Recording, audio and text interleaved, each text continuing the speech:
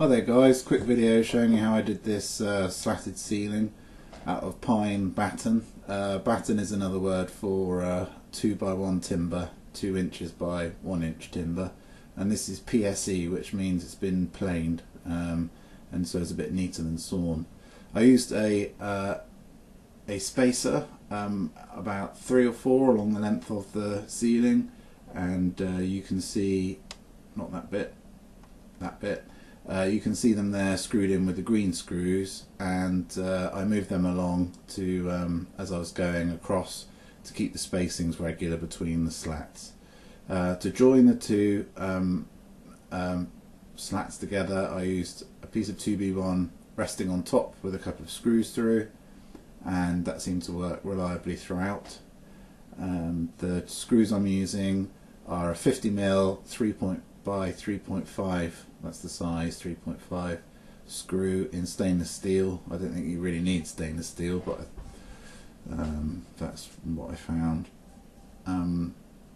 It's handy to fit a piece of batten just hanging loosely down at each end of the room, and then that enables you to slot one end in and work on your own a lot easier.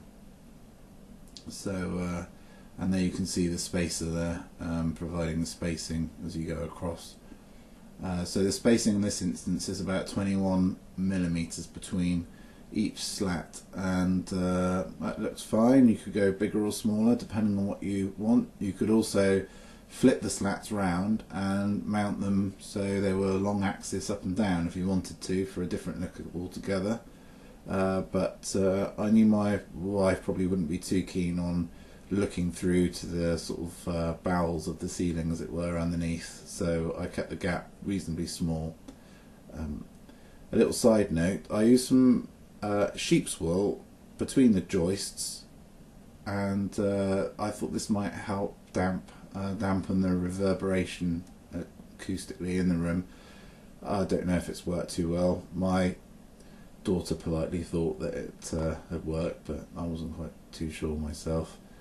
Now about halfway across doing the ceiling, you have some time to think. I thought I would do a little curve feature at the right hand side of the room. So as you can see, I've made up some profiles here out of scaffold board using a jigsaw, and I drew round a dinner plate to get the curve, and they're just screwed onto the ceiling joists, as you can see there, with those 2 screws. And as you come down then, finish off your slats at the side of the room, you get this kind of curve feature, which you may or may not think looks quite pleasing. So this took about 20 hours start to finish, and did it over the weekend. There's a lot of screws, 600 screws. It's quite hard on the neck and back and shoulders because you're always looking over your head the whole time. Maybe a nail gun would make it easier, but then I did have to reposition some of the timbers because they looked a bit crooked, so that's one thing to watch out for. And another thing to watch out for is the room completely square, because what might happen is you might have to adjust your spacings very slightly at one end or the other to account for a room which isn't square. So this room is 4 centimeters narrower at the window end than it is the big window.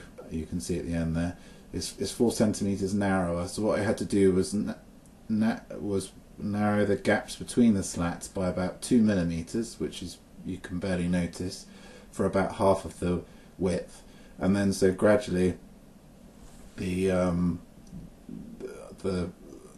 difference was made up, and when I arrived at the wall, the final timber was parallel with the wall, so that's something to watch out for.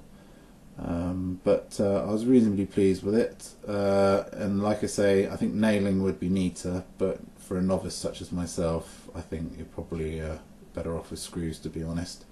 So that's about it really. When you've finished, have a snack and admire your handiwork before moving on to the next step.